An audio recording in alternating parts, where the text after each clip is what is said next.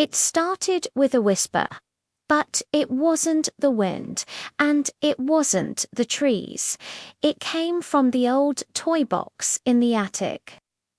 Jenna had just inherited her grandmother's house, a crumbling old place deep in the countryside, filled with dusty memories and doors she was told never to open.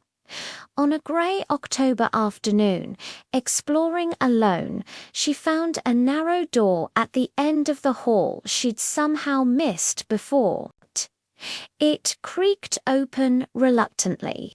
The attic was dark, heavy with the scent of rotting wood and mothballs. Sunlight barely broke through a single cracked window. She pulled the string for the bare ball band. That's when she saw it. A wooden toy box, painted red, with faded cartoon rabbits on its sides. Her grandmother's name, Else, was carved into the lid in childish handwriting. Something about it felt ... wrong, like it was waiting for her. That night, Jenna couldn't sleep. The wind howled outside, branches tapping the window like skeletal fingers. Then she heard it, thump, thump, ... thump, coming from directly above the attic. She tried to convince herself it was just the wind, that old houses always made strange noises. That was normal, right? But the sound kept going. Rhythmic, closer, almost like ... hopping. The next morning, she forced herself back up there. The toy box had moved. Only by an inch, but it had definitely moved.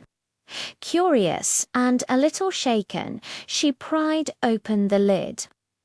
Inside lay a single toy, a grotesque, smiling figure with long ears, beady eyes, matted fur, and sharp little teeth. It looked like a distorted rabbit or a goblin. A small tag on its chest read Labubu. Its smile felt ... too wide. Unnerved, Jenna tossed the toy back in and slammed the lid shut. That night, the whispers started faint at first, barely audible over the ticking of the old grandfather clock downstairs. Jenna a ... a voice hissed. You opened it ... now we play. She jolted awake, drenched in sweat. The attic door at the end of the hall was ajar.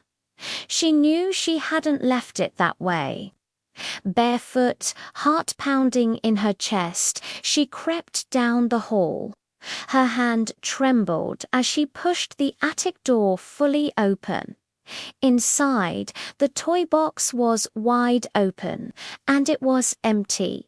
She turned, and there it was, standing on the top step of the stairs, grinning its wide, awful grin in its clawed hands. It held a rusted jack-in-a-box, Labubu. It tilted its head. Crank, ... crank, ... crank. The handle spun slowly, then pop, but nothing came out. Only a shrill, childish laugh that echoed through the empty hall. Labubu giggled, then it ran scuttling like a crab back up into the suffocating darkness. Over the next few days, Jenna's world spiraled into a nightmare. She started finding deep claw marks on the walls, tiny, unsettling footprints in dust where there should have been none. She locked the attic, boarded it shut. She even tried to burn the toy box, but the wood wouldn't even catch a flame. It just seemed to ... laugh at her. Neighbors began to avoid her. They whispered about hearing screams at night. Some swore they saw a small man with rabbit ears peering out from her window. One night, she awoke to find her bedroom door creaked open, and on her bed, Labubu, just sitting there. Watching her, he held something in his hands, a Polaroid photo. It was a picture of Jenna, asleep. Taken the night before, she screamed. Labubu leaped, its mouth stretching unnaturally wide, revealing rows of needle-like teeth. They found Jenna days later curled up in the attic, rocking back and forth in front of the red toy box, mumbling the same words over and over. You don't play with Labubu, he plays with you. The toy, of course, was gone. The box was empty. But every so often, on cold October nights, children in the nearby village still whisper about a small creature with long ears and sharp teeth, grinning at them from the shadows, just waiting to play. Thanks for watching.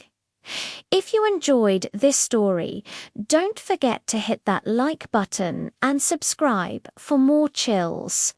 Stay safe out there.